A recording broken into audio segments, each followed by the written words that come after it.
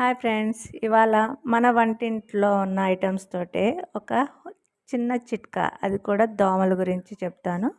So try చేయండి friends.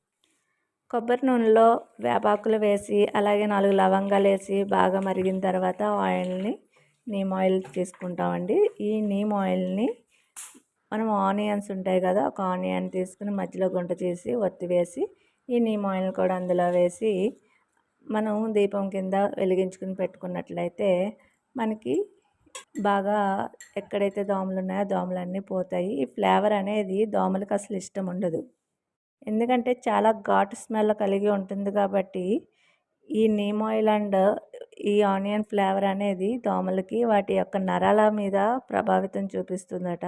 దానివల్ల వీటిని ఇష్టపడవు కాబట్టి దూరంగా పారిపోతాయి. సో మన ఇంట్లో మూల ప్రదేశాల్లో ఈ దీపాన్ని వెలిగించుకుని ఉంచుకున్నట్లయితే మనకి దోమలన్నీ పారిపోతాయి.